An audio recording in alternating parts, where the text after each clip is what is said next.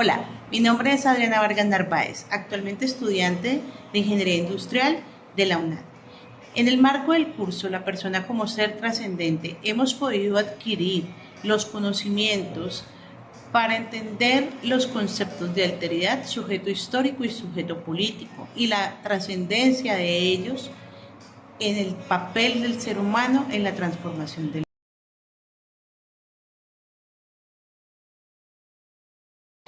Uno de los temas tratados fue la alteridad, que no es otra cosa que el reconocimiento del otro y el reconocimiento de que las diferencias lo que nos permiten es construir y tejer unas redes de conocimiento y de acciones que nos permiten cambiar el mundo desde las microhistorias o desde las macrohistorias. En diferentes tratados podemos concluir que la otredad es heterogénea, que lo importante de este concepto es precisamente la diferencia y la capacidad de entender que esa diferencia nos ayuda a complementar y a construir un mejor mañana para toda nuestra sociedad. La otredad es un concepto tan amplio que inclusive pudimos encontrar que dentro de los colectivos hay tanta heterogeneidad que no significa que el hecho de que alguien pertenezca a un colectivo se minimiza su otredad. Un ejemplo para poder ilustrar este concepto es el de las comunidades religiosas que generan tanta suspicacia.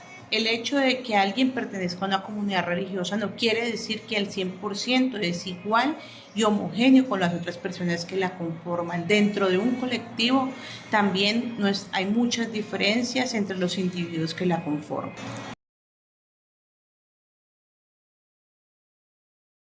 Posteriormente nos adentramos en el mundo de las microhistorias y las macrohistorias, ambas igual de trascendentales en la evolución y la transformación del mundo que conocemos.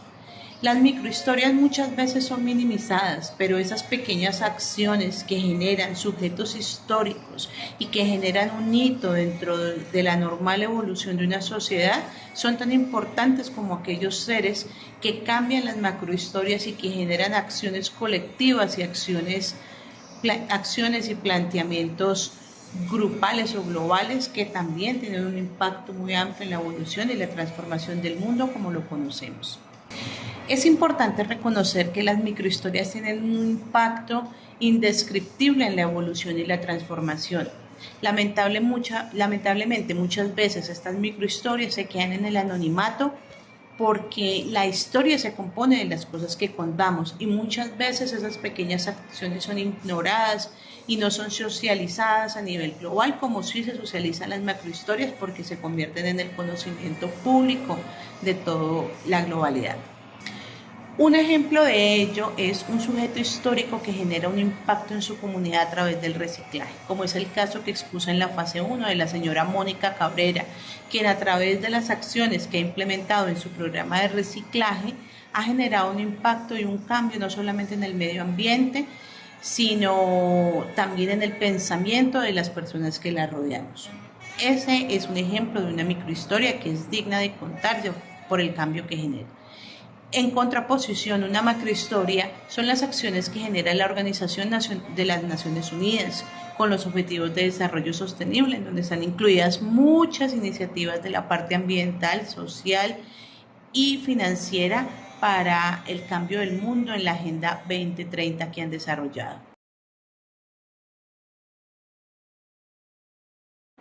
Más allá del sujeto histórico está el sujeto político, que es quien toma decisiones y genera cambios a través de las decisiones. El sujeto histórico toma muchas acciones y el sujeto histórico por su parte toma decisiones.